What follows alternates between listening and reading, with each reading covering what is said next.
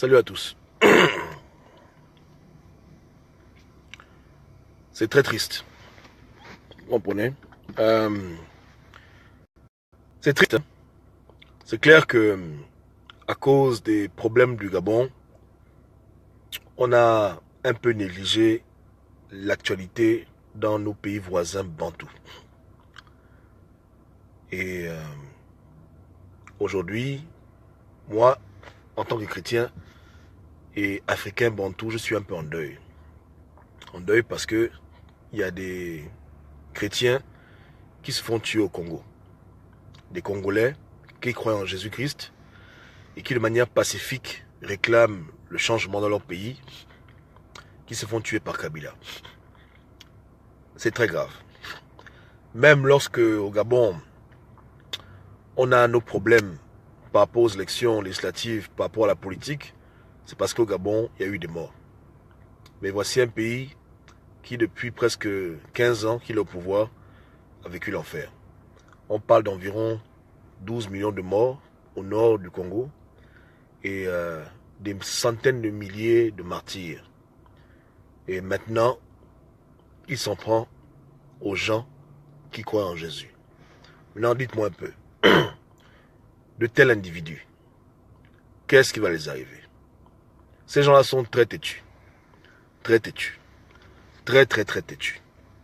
Je ne sais pas ce que l'homme blanc leur donne pour qu'ils aient le courage de tuer leur propre population, mais moi je pense qu'ils ont dépassé les bornes. Et la question est difficile parce qu'on ne sait pas réellement si on doit juste prier pour que Dieu fasse sa volonté en son temps ou s'il faut que les chrétiens arrêtent d'être passifs et prennent les armes pour régler les comptes à ce genre d'individus qui persécutent des familles entières, nos frères. Vous comprenez? Les Congolais sont nos frères deux fois. Ils sont bantous et ils sont aussi en Christ. On fait comment maintenant? Moi, je pense que ces gens-là, ils nous poussent à bout. Ils nous poussent à bout parce qu'on ne peut pas être indifférent lorsqu'on tue des innocents, des gens qui n'ont pas d'armes, qui ne réclament que des meilleures conditions de vie, dans un des pays qui est sûrement les plus riches du monde par ses ressources minières. Les gens vivent comme des chiens, comme des animaux sauvages. Je me demande jusqu'à quand est-ce qu'on va continuer à tolérer ce genre de choses? Jusqu'à quand est-ce qu'on va continuer à être pacifique face à ce genre d'abomination? Donc, d'ici là qu'on trouve une solution à ces problèmes-là, prions, gardons en prière tous ces Congolais qui croient en Jésus et qui militent pour le changement dans leur pays. Prions aussi pour nos frères camerounais qui, bientôt en décembre, eux aussi vont subir leur massacre, comme d'habitude en Afrique. Paul Biya va repasser au pouvoir, il va tricher, il va les massacrer. Donc on prie déjà pour eux en avance. Prions aussi pour nos frères de Brazzaville, qui, depuis que Sassou est passé au pouvoir, il les a tués dans le pool. Personne n'en parle vraiment, mais là-bas aussi on les tue. Prions pour toute cette zone du monde qui est toujours ensanglantée, où il n'y a jamais de paix. La zone du monde la plus riche, mais qui est la plus misérable, où les gens vivent comme des chiens. L'Afrique centrale, en l'occurrence. Donc prions. Prions pour tous les gens qui sont persécutés, mais c'est triste. Comprenez? Donc moi je pense que ce genre de personnes, il va mal mourir.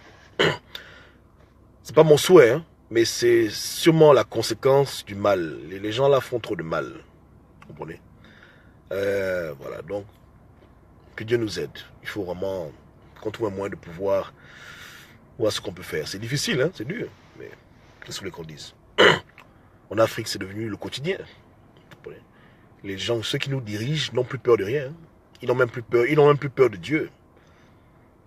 Ils n'ont pas peur de Dieu. Ils ne craignent plus rien. Ils pensent vraiment que le fusil va les protéger, que leur argent va les protéger, que leurs amis occidentaux, israéliens vont les protéger, que ceux avec qui vendent l'or, le diamant, le pétrole, toutes ces richesses vont être avec eux. Ils n'ont plus peur de rien. Ils n'ont plus peur de rien. Donc je ne sais pas. Dieu lui-même aussi, il voit tout ça. Si lui-même il tolère qu'on tue ses enfants comme des chiens, c'est lui-même. Quelque part aussi, est-ce qu'on doit nous-mêmes aussi, enfants de Dieu, se fâcher plus que Dieu? Est-ce qu'on doit être plus irrité que Dieu? À la fin, c'est quand même Dieu qui décide. Donc, un temps, moi je ne sais plus quoi dire. Hein. Dieu voit ce qui se passe. S'il n'agit pas, qu'est-ce que nous on peut faire de plus que ça? C'est compliqué. Hein, c'est compliqué et c'est vraiment frustrant, tout ça. Donc, on garde espoir, on reste en prière pour le Congo. Ok? Que vraiment Dieu nous aide et puis que Dieu libère l'Afrique. Que Dieu libère l'Afrique. Que Dieu nous aide. Qui nous donne la sagesse et la raison. Parce que ces gens-là, ils poussent les gens à bout. Hein. Ils poussent vraiment les gens à bout. Vraiment, au sens propre du terme. Ils poussent les gens à faire des choses que naturellement un homme normal ne peut pas imaginer faire. Donc, prions que Dieu nous aide. Désolé, hein, ma connexion est faible, donc je ne peux pas amener les gens dans le direct. Sinon, je vous aurais invité dans le direct. Mais la connexion est très faible. Hein. Ok. Donc, voilà, on ne va pas trop durer. Que Dieu nous aide.